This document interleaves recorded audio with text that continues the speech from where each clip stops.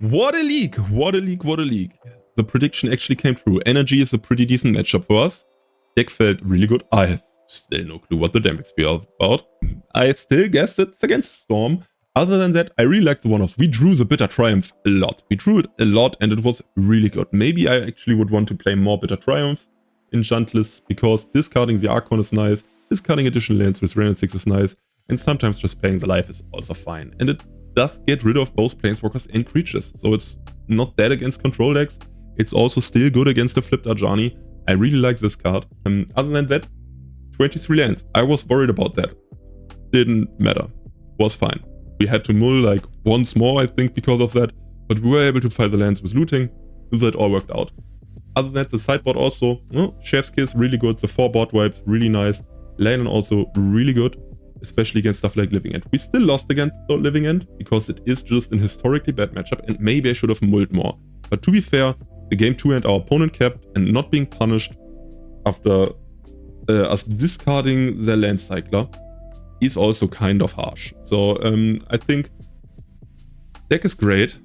Could have definitely trophied. Kind of sad we didn't. If you like creativity, give the deck a shot. If you like one-card combo decks, if you like Belcher, give this deck a shot. Like, in theory, this is so similar to Belcher. You just play a really, really weird mana base to make your one-card combo work. Like in Belcher, your one-card combo Belcher, so you have to play all the MDFCs. And the combo also is a 4-cost mana piece. Like, we have 4-cost creativity. And our mana base is really weird because we have to make Dwarven Mine work.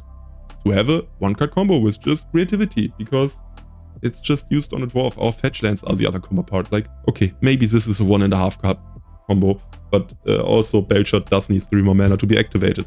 So Lotos all additional time. I, on my part, don't really like Belcher. Not my playstyle. But this, creativity, that's right down my alley. So have a good one. Deck felt really good. Maybe figure out what the Damping Sphere is for. If it is actually for Storm and nothing else, hey, I think I understood the list. Other than that, list felt really nice. Have a good one. See you in the next video. Ha! Gotcha! We're back playing creativity. Maybe I'll do that like once a month. I won't do it once a week. I don't do daily videos. There's no way I'll do it once a week. Maybe there's weeks where I only upload 1 video. So playing creativity in once a week when only uploading 1 video, I would just be a creativity only channel. I would love creativity to be better again, but I don't think it's at that spot. Nevertheless, I think this deck actually has a decent spot in the meta. I was thinking about creativity a lot, and I think that the Juntlist actually is pretty good in the meta just against Eldrazi. You're really struggling because they can play Sowing Microspawn to get rid of the graveyard and get rid of your lands. And generally, Sowing Microspawn is the biggest piece of garbage for creativity to deal with because you have to play Consign to Memory, which makes a lot of variants that creativity could be way worth. Like, I've thought about Naya Titan Tivity playing Valakut because, for example, the black-white deck struggles of dealing with Valakut and you have inevitability on your side and you will just eventually win with that. And the life gain not being present with Titan against energy also doesn't matter too much if you manage to stabilize by just shooting everything down with Valakut. But you can't play something like this because Sowing Microspawn just wrecks you completely. So I'm basically hoping to dodge Sowing Microspawn, and other than that, I think this deck is really well positioned. I think Energy, for example, is a pretty easy matchup. Prowess might be tricky because Lava Dart makes it hard for us to use creativity, but a quick Persist just wins against them. So let's see how it goes. And don't forget to leave a like, don't forget to subscribe, don't forget to leave a comment, all of the stuff. Share the deck list, especially if you like creativity, but also if you like the other content I do. And yeah, I think that's it. I think that's all. See you and have a good one. Oh, one thing I almost forgot before we go into the game. Actually, leave a comment because this mic was a pain in the ass to install. It's my old microphone and I had to get cables to make it work again. Is the audio better than in the other videos? I hope it is, but the mic is pretty old, so it might be damaged and I'm not quite sure. I think I prefer it, but it comes up to you. You are the audience. If you like the audio more with this one, please leave a like. No, not a like. Leave a like as well, but leave a comment. Audio is here to be nice for you. You have to listen to my voice. I don't really listen to myself. So if the audio is better like this, please let me know. I am also looking at saving for another mic. There will maybe be more streams in the future just to hit the donation goal of getting a proper microphone, because audio is really important, I know. But now we're actually done, so let's see you in the games. Match number 1 with our Guru creativity. And we have a Triumph into a fetch land with Ren 6, and we have a bit of Triumph to interact with our opponents. This looks like a key. Being on the play, absolutely crucial when playing Ren 6 decks. Otherwise, it's just a massive skill issue. So if you want to play a deck running Ren 6, be it creativity, be it an Omnath pile or something like that, gotta win the die roll so you're not being on the draw. Opponent starts with a Meticulous Archive, so they are control or white-black. No matter what it is, Ren 6 probably pretty good against them. Most Meticulous Archive decks don't really like the card advantage of Ren 6. So let's hope that's the case. And also, big question already. I got something to use my old microphone again. It's Shardless Agent, so it's Living End. They pitch a Shardless Agent. Okay, I got something to use my older microphone, which is a proper recording microphone, but it's really old, somewhat damaged. Do you prefer the audio that way? Did you like the audio with the other microphone more? Please let me know. And we have no way, unfortunately, of getting an Archon in the yard right here. And we have no interaction with them at this point. So, guess we just have to play Ren, hope the second one resolves. There's a subtlety as well. So if our opponent, we know they have the third land, and if they have another Cascader, we are just absolutely screwed. Still put Ren on the top, because we do need another land drop. Living End also an historically bad matchup for creativity. Do they have a second Cascader? Looks like they do. I don't really see us getting out of this. But let's keep on fighting, I guess. So let's play Ren 6, grab back our Foothills, make a Dwarf, and kill the Generous End. I will just discard a Fable of the Mirror Breaker right here, because I don't really think it will matter. And if we survive the next turn and manage to creativity X2, we might be able to come back. Opponent goes for the kill on Ren 6. We'll just let Ren die. We need all the dwarves we can get. And we even find another Foothill. So let's just hope our creativity resolves. And that they don't have another Cascader afterwards. So let's go for X equals 2. Fire it off. And there is another. Good thing we have a backup creativity. Now we do have to block the Striped River Rhino right here. So we will only be able to make 1 Archon at the most. Yep, let's block. Go down to 5. Opponent cycles another Generous End. So their graveyard is getting big enough to just kill us afterwards again. They go for the Portico. If they have the third one, well, then it's just a definite skill issue. And we're just not good enough. Maybe, just maybe, this one Archon will do the trick. Find a district. Hope to mill an Archon. At the Ren 6. Don't really want to top deck that. Let's get rid of it. Hope there is not another Cascader. Opponent corrects their food token. If they have another Cascader, we don't even have a way of going for another creativity. With them attacking like this, I think there's probably another Cascader coming and they fill their grave again for it. Yep, that's unfortunately it. That's what you get for playing Junt creativity, not having any stack interaction. But our sideboard is pretty well suited for the matchup, so let's concede game 1 and go to sideboarding. Sideboarding against Living, and we're taking out all the single target removal. Doesn't do anything. We're bringing in the Leylands of the Void. Obvious inclusions. We are also bringing in Iona, because Iona on blue stops them from doing pretty much anything in the current iterations of the deck, and we're bringing in a Whale of Summer. So let's run it like this, and let's see where it goes. Game number 2. Let's see what our opening 7 has to offer. It is a pretty good one. It is a pretty good one, even though we don't have a ley line. I think it's enough for me to keep it. Just lead with an Arid Mesa and pass the turn. Won't go for the Thoughtseize immediately, because I want to make our opponent feel a little safe. Grab the Triumph right here. And we find an Archon right now. That's also pretty good. We could even go to discard ourselves. I think I rather just Thoughtseize our opponent right here, so we could grab a green source. Opponent has a 1-lander. They kept the card on top. I think getting rid of Cascaders doesn't really do anything. They have so many of those, so we'll still just get rid of the Generous End in hopes of them not drawing a third land. Looks like they didn't keep a land on top. Looks like they wanted to just cycle the Generous End, and there is a land out. Grab a commercial district. Get rid of the ley line. You're too late. And let's go for Ren 6. Probably go for Subtlety right now. Yep. Get rid of one of their Arden, please. Keep Ren on top again. Play the Dwarven Mine and hope they don't draw a third land right here. Their deck is really land-light, so if they draw a third land, it is what it is. The graveyard is not too dangerous, so we are not able to win through it. They mill a Shardless Agent, so there was no land on tap. And they just find an untapped land. Okay. Guess it just is what it is with so many Cascaders in their opening hand. Them keeping a one-lander and not being punished. It is what it is. They have a Living End and an Ardent left in their hand. We draw a Ren 6. Discarding ourselves would have been really greedy because if they have an Endurance, which they 100% brought in, like they have seen our Proving Ground, they know that we are Junk Creativity, that we are a Reanimator deck, wouldn't have done anything.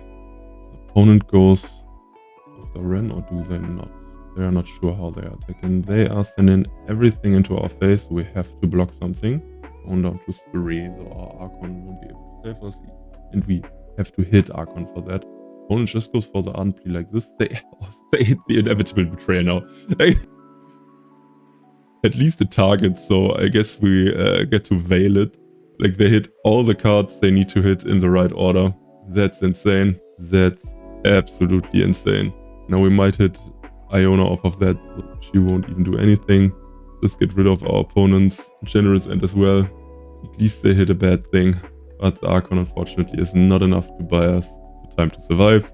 And we scoop it up against the lucky Living End opponent. It is what it is. Match number 2, our hand looks pretty good. Let's keep it.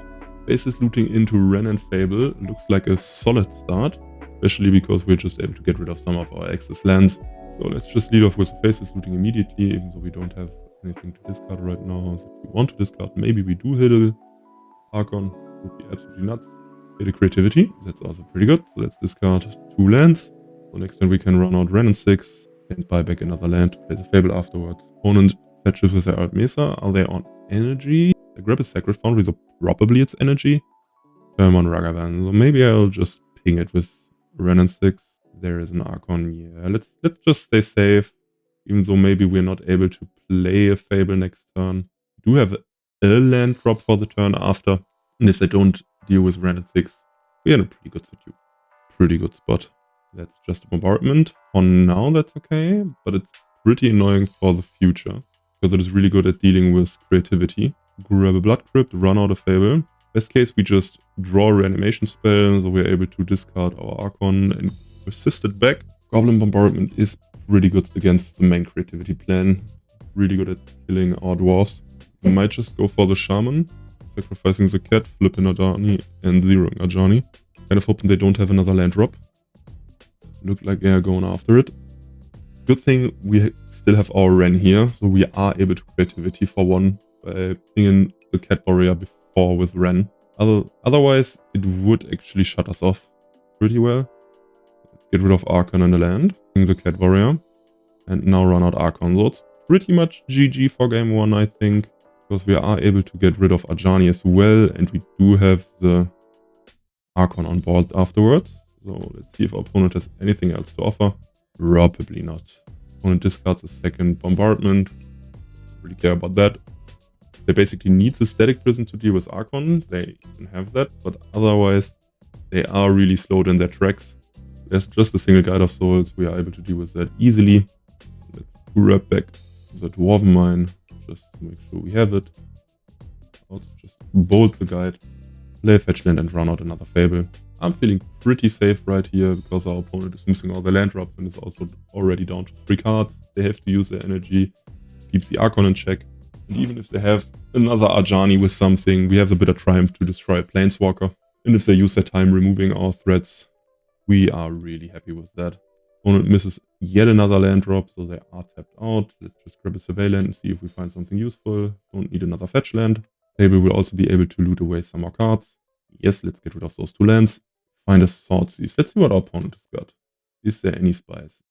They are playing Lightning, so there is some spice. I think I'd rather get rid of the Voice of Victory actually, because they are able to play it and we can't remove it in their turn. Grab the Dwarven Mine again, play it, run out the Fable, hit our opponent, and we do have Bitter Triumph up. Even if they're able to play their Lightning by drawing a land, it doesn't matter. We have so much board presence and we are just able to kill it immediately. Even if they draw an Ajani, which would be one of the better creatures for them to have, we can just put up Triumph it in response to the trigger, and they scoop it up. Sideboarding against Boros Energy, taking out the Thought Seizers because they do hurt us quite a bit, and they don't have any crucial pieces that we want to discard. Also getting rid of the one Transmogrify because it is really bad against Bombardment. We don't really get to resolve the Transmogrify. We can't use it on treasure tokens. We can't use it on multiple targets. We're bringing in all the board wipes, Pyroclasm and the Brothers, and I'm also bringing in the Abrupt Decay to get rid of stuff like the Bombardment or a Flipped Ajani. So let's take those out and run it back. We don't have any turn 1 interaction on the draw. I think that might be too slow. My hand doesn't really do anything except for Renin 6, so let's mulligan this. And this is leading with tapped lands, but I think it's still a keep because this time we do have interaction. We have our solid mana base resolved, and we do have a Ren into stable and creativity if we manage to survive long enough. There is no board wipes here, which is kind of sad because we decide in 4. If we just find an untapped land to get rid of the guide, is pretty good. I will also play the untapped land before, even though that means we won't be able to play Ren necessarily next turn. It still shuts off their energy generation, and they go for 2 mana immediately. So let's just get rid of the Guide of Souls now. Grab a Stomping Ground, because we do have the Rosh's Theater here. And maybe we draw another untapped land to play the Renin 6, which would be pretty great because it also would allow us to king the Ocelot Pride. There's also a second one. Fatal Push, now that's sad. That punishes us for not getting the Black Source. Do I keep the Dwarven Mine? I don't think I will, because it is another tapped land for now, and we do have Ren to just buy our lands back. We're kind of looking for a board wipe. Opponent fetched before combat, attacks us with both Ocelots. They are going really wide right here, so Archon, one of the weaknesses of Archon right now is that it's not really that good against energy because they have so many shit lying around that they can just sacrifice some token. Often it just flips their Ajani and they are somewhat happy about it. We draw another Archon. Not another one, we just draw an Archon. I think I'll just go for Renin 6 and ping the Ocelot. They are likely to go after our Renin 6. Could have grabbed the land, but that would mean they are going too wide, I think. And there's the third Ocelot Pride. Opponent is really going wide. And they shock in the Foundry. What is their last card? It is another Flage. So they are going really wide. And they have 2 Flages as backup. And they are killing our Renin 6. Definitely hoping to find a board wipe or a Dwarven Mine. There is a Dwarven Mine, but I don't even think that does enough. Because they did get City's Blessing right here, and they are able to flash back their Flage. Just see where it goes. I don't want to do the math right here. It's easy math, but if they sacrifice 1 cat, they still have 1, 3, 4, 5, 6, 7. Oh, we would go to 1. We would go to 1. Because we get to block 1 of their cats. Drawing another Archon is really cruel. Haha! Puns! The easiest form of comedy. Probably just choose our face. Yes. Really glad they didn't have an Arena of Glory. We at least get rid of 1 of the Ocelots. If we draw a board wipe, we might be good. Draw any board wipe right now, and we are back in the game. Because we first wipe their board and then make them sacrifice their Flage. That's no board wipe, unfortunately. So let's attack because we have to gain the life. And drawing a board wipe still saves us. Another creativity. That's not too bad, actually. Creativity for the token again. We get to Fatal Push away their Flage. Hello? I did pay my mana. Magic Online. Hello? Magic Online just decided to freeze, and there we are back. We have no Archons left in our library, so that is annoying. But we are actually stabilizing all of our life gain. So now we Fatal Push the Flage. And I think we actually managed to stabilize. Unless our opponent plays actual Lightning Bolt. Yet again, we will go to 1 if they attack. And they drew a land. They can grab a Surveillant and escape Flage back. We are still dying. Unfortunate. Not quite enough stabilization. But we'll be on the play game 3. So that should make a big difference. No changes to sideboarding for the last game. So let's just run it back. We'll go first. Absolutely. Yes. And this hand looks pretty bad. Let's mulligan. This looks pretty good on the other hand. Let's keep it. Now, what do I get rid of is the question. I think I'll actually be greedy and get rid of the Lightning Bolt in hopes of just playing Ren into Fable and looting away the Archon. Let's lead with the Bloodstained Mire to grab a commercial district. Getting rid of the removal is kind of greedy, but more than half of their turn 1 threats do die to Renin 6. Guide of Souls is the only one that doesn't. Would have been able to kill Ocelot Pride, we would have been able to kill Ragavan. There is looting. I actually do like that. Let's keep it. Because it means that even if they get rid of Renin 6, we might just be able to loot into Persist next turn. And we don't have to wait for the Fable to do anything. And it's also not too easy for them to get rid of Renin 6 right here and deploy these good threats. Like they have to play a removal and something like the Ocelot Pride. There's just a Static Prison. Is there a Ragavan coming now? Yep. That's okay. They have the Static Prison that they have to pay for. And we are just able to reanimate Archon this turn. They buff their Renins? They buff Guide of Souls right here? Are they crazy? What? Opponent is on some crazy juice. What up? Let's just go for looting into Archon. And we even find a board wipe. That's great. Let's get rid of the single target removal because we do have the Pyroclasm. Then buffing Guide of Souls right here is absolutely nuts because we will just get Renin 6 back immediately.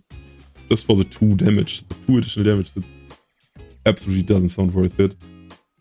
It appears to be so tilted about our Archon reanimation that they've not done anything for over a minute now. Let's just lay back. Ah, they finally sacrificed their Ragavan. And they discard a Steam Vent? They are playing a Blue Splash. That's interesting. Blue Splash probably for Consign because I've not seen anything else that would imply blue mana. Probably just Consign in the sideboard. Don't really think they are on Mockingbird or anything like this. Keep a card on top with the Elegant Parlor. What do you have? It's just a bombardment. So we are just absolutely winning right here, right now. Uptick Renin 6, attack our opponent. They have to sacrifice Guide. They can't sacrifice it to bombardment, but we don't really care about the 1 damage. And they also have to discard their last card. Don't really think there is any out for our opponent. Because they do take 8 damage immediately and the next one will be lethal. Plus we have another Lightning Bolt for additional reach. I think that's GG. Opponent, please do something. Maybe they're double queuing, but I despise that if it means that my opponent takes so long to do any game actions. They might be in the challenge right now, parallel. They managed to sacrifice their Guide of Souls to the bombardment to deal damage to us. Good job, opponent. And they have to sacrifice Lightning again. Poor opponent doesn't get to play Lightning at all. We just discard her all the time. Poor opponent. And now they don't even have cards in hand. They have no game actions to take. And they still just tank the clock. Judge, my opponent is slow playing. Judge. They do take the damage. They don't yet. They still wait and block us. Okay. Opponent, will you let me go to my second main phase? They finally took the damage. Crazy. Just look at the clock of them. Like they took 4 minutes, over 4 minutes, just to take a hit from Archon of Cruelty. Stuff like this tilts me. What are things that tilt you? I know of a fellow content creator, the same town, makes jam content. Great podcast, sometimes streams. Their next topic will be tilt. Maybe the episode will be already released when this video will be released. So now I have to ask you guys, what tilts you? For me, it's slow play like this. That's one of the most tilting things to me. My opponent just sits there, doesn't do anything, has no game actions to take. I would like to do things I can't talk about on this platform. So, Fable resolves. Trigger on the stack. It's taken another minute for the Fable to resolve. Nice, we managed to get there. Honestly, they can literally just scoop up. There is no way for them to get out of this. But instead, they take all the time in the world to go into our opponent's turn. And they have a stop in their draw step. Excuse me, opponent? You're taking a minute in your draw step now. Told our opponent in chat to take some game actions and they scoop. Next match, we won another die roll. The luck is with the stupid. And this hand, unfortunately, doesn't have a fetch land to really utilize Renin 6. And other than that, we don't have anything going on. If the Boseiju was a fetch land, this hand would be good. But like this, unfortunately, it's a mulligan. And this hand looks already a lot better. We can go with Swordseize into Renin 6. We have a bit of Triumph to get rid of some opponent stuff. And we have a Creativity after all of our land drops. And we can easily just put a land on the bottom because we do have Renin 6. Opponent also mulligan to at least 6, but we will keep our 6. Absolutely. Put away one of the fetches. Does our opponent keep their 6 or do they mulligan even further? Mulligan even further would make the Thoughtseize super juicy. They do keep their 6 card hand. So let's start with Erdmesser Blood Crypt Thoughtseize. Godol Blutkrypter into Gedankenergreifung. And our opponent is on Amulet Titan. They do have Spelunking as a backup effect, but they currently don't even have any green mana. So let's get rid of the Amulet. And let's just hope they miss green sources for a little. Amulet Titan for Jund creativity, just an okayish matchup, but for 4-color creativity, actually one of the best matchups you can have. You play stuff like Orim's Chant to Time Warp, then if you play Iona to block them out of doing literally anything, we just grab our land. I wonder, the deck taker already told about the weirdness of the Damping Sphere in the sideboard here. Oh, on top picked another Amulet. I don't really think it is for this matchup, but I wonder if it might be. I think it's just for Storm. I think it's just for Storm, because I think we have other tools against Amulet we want to prioritize. And I think that hitting a potential Damping Sphere of the creativity can just be game losing for us here. But I do wonder. Now we could go for creativity immediately, because opponent so far doesn't have any green mana.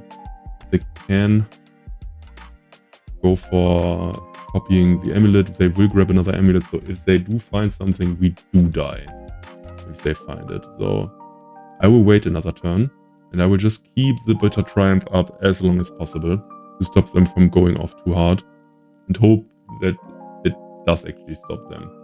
Maybe that's stupid. They do have Spelunking and Summoner's Pact and 2 unknown cards in hand. They will make another Amulet if they want. They can grab another Amulet, so maybe keeping Bitter Triumph up won't really do anything. Yeah, that's probably the case. That's actually probably the case. Probably keeping up the Bitter Triumph just doesn't do anything. Maybe I still just go for Fable now to have a bigger creativity next turn to make our opponent discard everything. Let's go for the creativity now, because I think even if we do keep up the Bitter Triumph, we won't be able to actually interrupt them with so many Amulets going on. Let's just go for it. Post-board hitting Terastodon or Iona here would be insane. They just make a Construct. Okay, I don't mind the Construct opponent. Now they copy the Amulet, and they probably just grab another one. Yes, there's 3 Amulets. There's a Growth Chamber, so I think we're just dead. Don't really know if it's worth sitting down through it.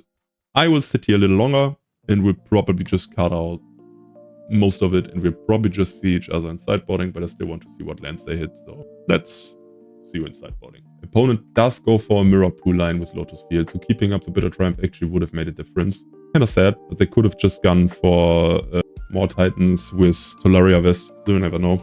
Let's go to the next game. Sideboarding against Amulet. We'll bring in Iona and Terastodon as additional creativity targets. Also bring in Brotherhood's End, because it can just clean up Construct and all the small Amulets. Bring in Abrupt Decay as another removal for those, and we take out all the Fatal Pushes because they are just bad, and take out 3 Archons, so we're more likely to hit the better targets.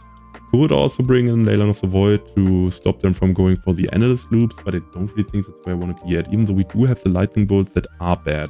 Let me think about that for a second. Yeah, actually, let's bring in 3 of the Leylines. Let's bring 3 of the Leylines to take out the Lightning Bolts. Now we are as fast as we can be. We can stop Analyst Loops and stop them from getting Delirium. And we do have our better targets with some removal for the Amulets. Let's run it like this. And go for game 2. We will go first again. And this hand, ooh, if we just draw a second land, we can sort these ourselves and persist. If we just draw another land, is this too greedy? I think it is. I think it is. Mulligan this. This looks a lot better. Keep. Take away a land. And let's just lead with the Faceless Looting. Get rid of looting and another land. So we basically did nothing turn 1 except deal ourselves 3 damage, but we do have Ren and 6 next turn. Opponent leads off with an Amulet of Vigor. We're just hoping they don't have too fast of a hand. We rep the Arid Mesa back and pass the turn. Because if they don't go off turn 3, I doubt they will go off this turn. Just hoping they don't go off turn 3. With a Fable now, we will be able to creativity X2 turn 4, not only X1. And that would be really good, but they do also have a Grazer, so they might actually go off next turn. That would suck a lot. We'll find a Bitter Triumph. We could also just keep up the Bitter Triumph. Yeah, let's probably do that. Just round the Arid Mesa as a turn. And we have Bitter Triumph for Titan with only 1 untap effect. Also shouldn't be too dangerous, whatever they do. The Triumph probably is pretty good right here. And we're banking on hitting Terastodon or Iona next turn with the creativity. Opponent just plays the Saga, so they're not even going for anything this turn. I don't mind that. Let's just grab a Surveil, Commercial District, and we get rid of an Archon. So now our creativity will guaranteed have a good hit. Archon is the worst hit of them all. But I think with our opponent not doing anything last turn, we just play a Bloodstained Mire and pass back once more. We made the mistake of underestimating our opponent's combo possibilities last game. Will not do that again. And they do have 6 mana, but with only 1 untap effect, I don't really think they're able to capitalize off it too much. And we will X2 next turn. Opponent wants to give haste to their Titan, so our Bitter Triumph will be pretty good. Pretty good indeed. Let's get rid of it by discarding one of the fetch lands. No need to pay any more life. And we are almost guaranteed to hit our Iona, because it is 2 targets that we hit, and if we hit both Terastodons, it's still fine because we get rid of all the dangerous things. But if we hit Iona, I think it's GG. We make the Dwarf, draw a lane, that's pretty bad, but I guess it is what it is. Grab the Dwarf Mine from the graveyard, and let's X2 our creativity, hoping to hit Iona. We do hit Iona, so Iona on green together with the Terastodon probably just does the job. Let's stay safe, and let's get rid of our opponent's blue mana, Amulet and the Saga. So maybe they have Otawara, maybe they have the ability to bounce Terastodon with potentially something they could get off the other Saga, and Amulet is just a better untap effect than Spelunking. Now our opponent lost almost all the resources, and we have the 3-turn clock in the air with Iona. And also our Ren will be able to just ult, and then we have all the Bitter Triumphs in the world. Let's just ult Ren in 6, and let's creativity on our last dwarf to hit another Terastodon, because why not? I want to have elephants as well. Opponent can't be the only one having fun here. So let's swing at our opponent. They take 9, and next turn we do have lethal. Alright, on to game number 3. No changes to sideboarding. I think having the leyline as a potential angle against their combo is pretty sweet. And as already said, I really do think the Damping Sphere is only for Storm because it's really rough for the Junt version. So let's run it back. Opponent is on the play, but we do have our leyline, and we have a Ren 6 into Brothers End to wipe away their stuff, and then a creativity after, so I will keep it. Put the leyline on the board, and hope that it interrupts our opponent enough.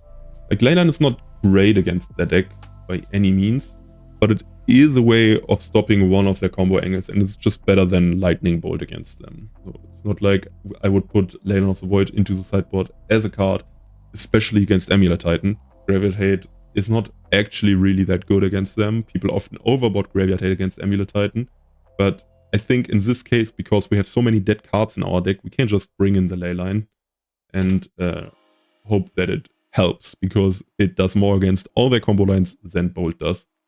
Opponent is going absolutely crazy with the Symbolic Razors right here. They're down to 2 cards already. Let's grab a Commercial District, and we find a Swordseize. I think I actually like keeping the Swordseize right here and playing the Swordseize instead of the Ren and 6. The opponent is down to 2 cards, so Swordseize right here might just wreck them. Scapeshift and Analyst. So let's get rid of the Scapeshift, and Analyst is shut off by the leyline. That's exactly what we want to have happen with a hand like this. And there is just a Growth Chamber. Doesn't really do too much. Just bounce their forest and run out the Analyst. Analyst shut off by leyline. Sideboarding plan actually worked. Perfect content that I also was talking about it just a second ago. Almost everything like planned. We draw another leyline. That's not what we want to draw, but it's okay. Like, opponent only has the Analyst hitting us. That's basically nothing. And we just play a land of the Ren and 6. And next turn we can go for Transmogrify. Opponent runs out their forest they had before. Just hoping they don't top deck Titan. That would suck. Opponent top decks a Titan. That would suck. But with them waiting like this, I don't think they have top decked a Titan. Because they would just slam the Titan on the board and look for the lands and combo line they would go for then.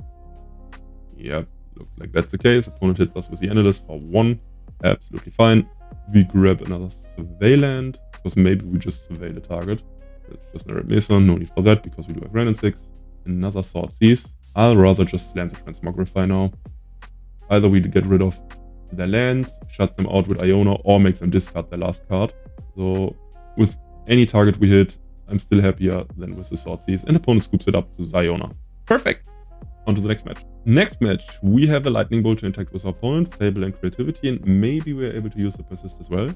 No spectacular hand, but I think on the draw it is a keep. Because maybe our opponent plays something we have to bolt early on. They shock in a Foundry, so it's probably energy again, I think. There's a guide. Glad we have the Lightning Bolt. So let's shock in the Stomping Ground and pass the turn. We've already seen that the energy matchup is pretty good for this deck. We have all the board wipes in the sideboard. They have no good way of interacting with our combo except for Bombardment interacting with Creativity. And our linear plan is pretty good against them. One runs out Ajani. I think I rather get rid of Ajani than the Guide of Souls actually. With the trigger on this deck, let's kill Ajani.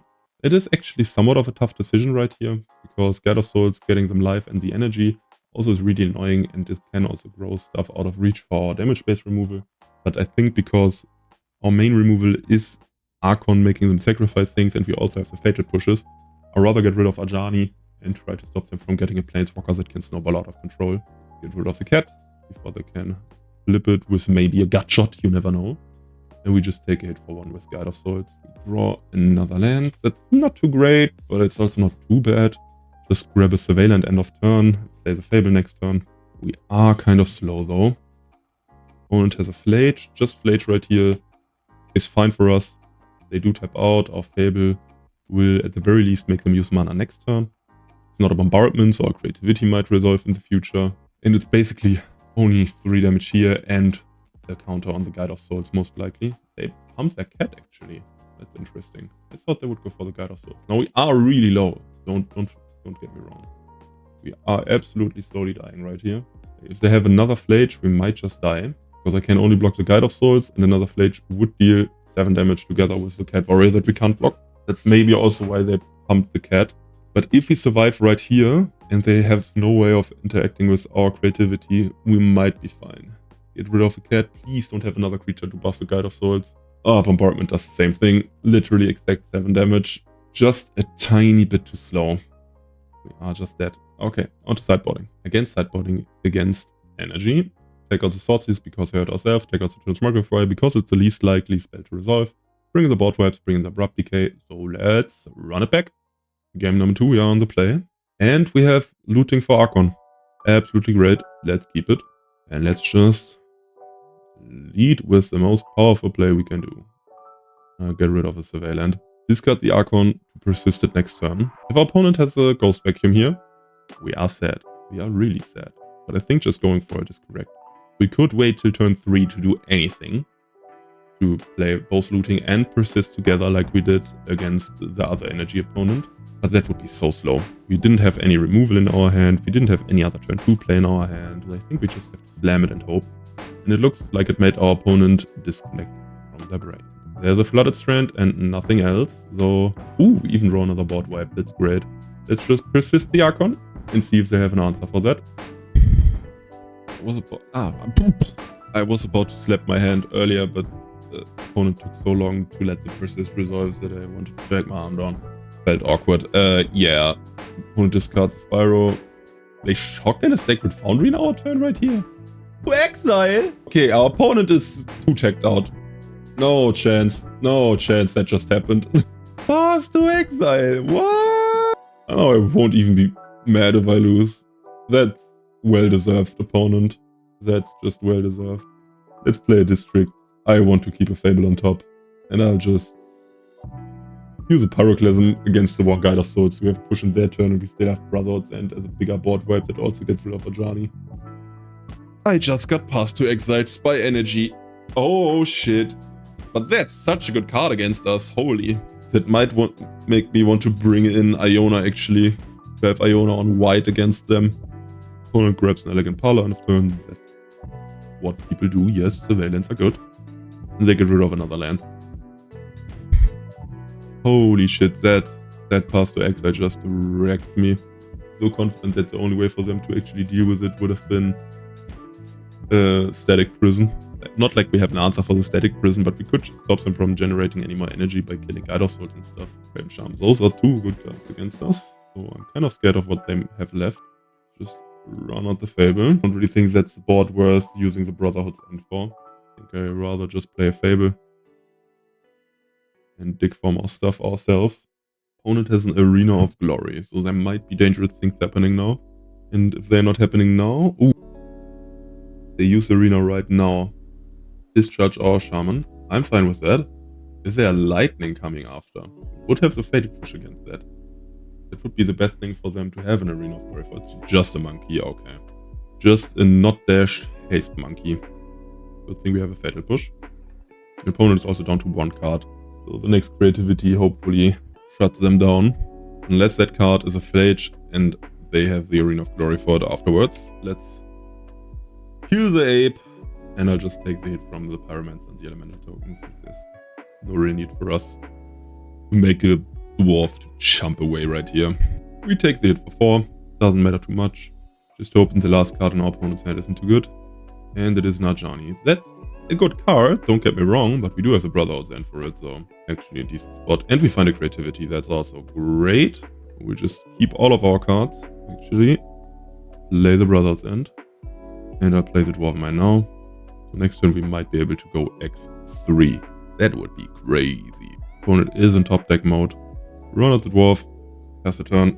Next turn our Fable will flip. We have another Dwarven Mine at the ready with our foothills. Opponent just drew a land, so nothing to worry about right there. Make the Dwarf. Go to our turn.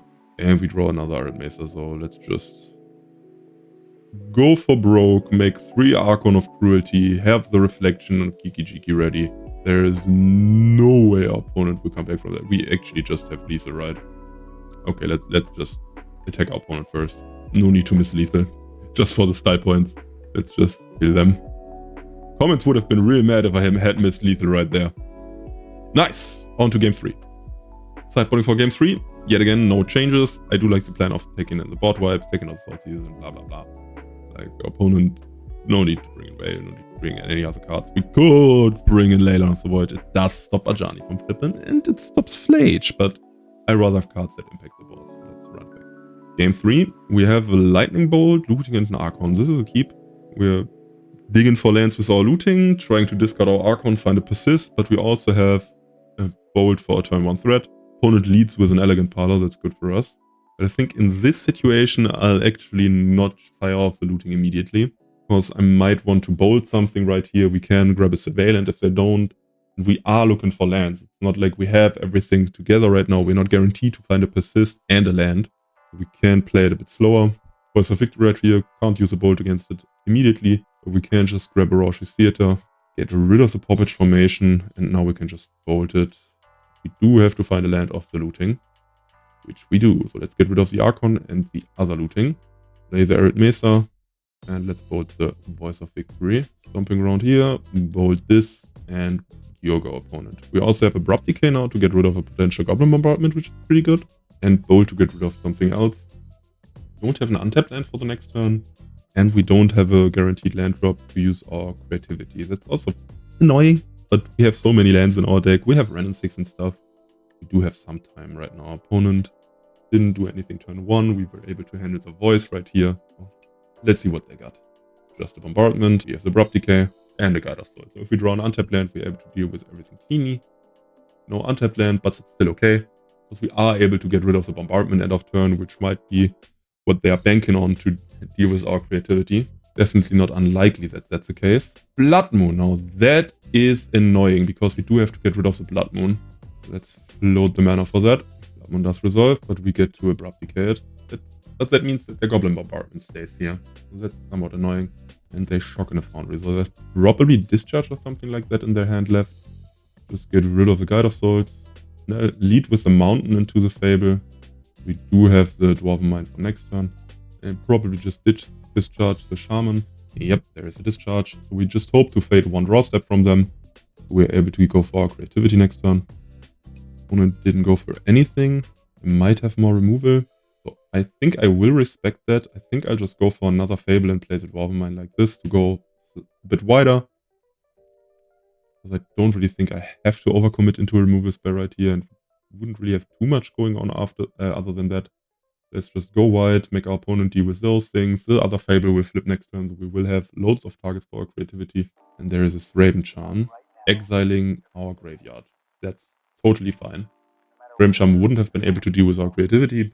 Better be safe than sorry. 3 mana for opponents. Season Parameter, that's probably the best thing they could have drawn. One of those is a land. And the other one is a discharge. So they are able to deal with another Archon right here. We draw another Fable. Fable against the Blood Moon deck. Pretty much the best card we can have. So we'll just keep it. We'll flip the Fable and we'll just shoot both of those. So they are able to sacrifice the Parameter to get rid of our Dwarf. So we won't get 2 Archon. And they might mill a Flage. If they get a Surveillant and mill Flage, they are also able to kill our Archon. So we're not safe right here. It's still definitely a game, but we are ahead to say the least. And we find another creativity, so even if they hit the Flage right there, we should be able to resolve the creativity on our Flip Fable next turn, unless they also top deck another Discharge. I think we are fine. So let's see how everything unfolds now, and opponent just finds the exact line I was just talking about. They grab the Surveillant, they mill the Flage. Let's see it. Opponent is hesitating for so long, so it was no Flage, it was just a Guide of Souls. So now I think there's no real out for them. We do have the second creativity coming. Opponent just passes the turn. Might be removal for the Flip Fable. It might be that they did top deck Discharge. Because whatever it is, they should have otherwise played it because they have to discard it with the Archon. Grab the Bloodstained Mire, let's attack them with the Archon. And now I'll just flip the Fraction to a second Archon so that even the lucky Flage won't be able to do anything. They discard a second Guide of Souls. So they are actually just dead. No! I just realized I didn't record game 1. We are playing against Spike on a mono black deck. We didn't really see too much because we were able to just slam out our Archon. It is some sort of mono black Eldrazi deck. And we're just starting in game 2 because I accidentally didn't record the first one. Anyway, it's probably a deck that plays Sephiroth.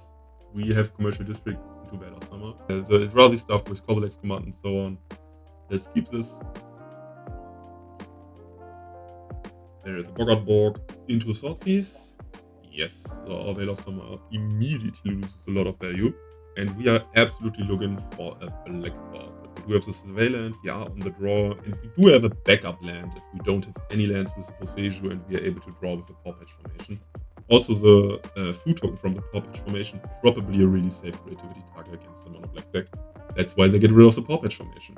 We find Ren at 6. I will get rid of the Dwarf Mine actually, because if we don't draw another land, we are able to play Ren and grab the Dwarf Mine deck, which means we are a turn slower of actually having active Dwarven Mines, but it still works. Overlord, they find Emperor. Those are our cards we have not seen game 1. Didn't expect Overlord right there, especially because one thing you guys might not know, Overlord can't buy back Sephiroth, because Sephiroth actually is an avatar, and Overlord has a restriction of returning a non-avatar creature. Which is just so you don't hit other Overlords, but Sephiroth is an avatar. Just ask Spike if it already came up that they were not able to buy Sephiroth back. Looks like they're not playing Sephiroth. Pretty chill of him to just answer to that question. Let's just grab Ren and 6 and the Dwarven Mine. Mana situation is pretty fucked because we don't have any black source. We did not hit a fetch land, but it is what it is. Kozilek's Command getting rid of our Dwarven Mine right here.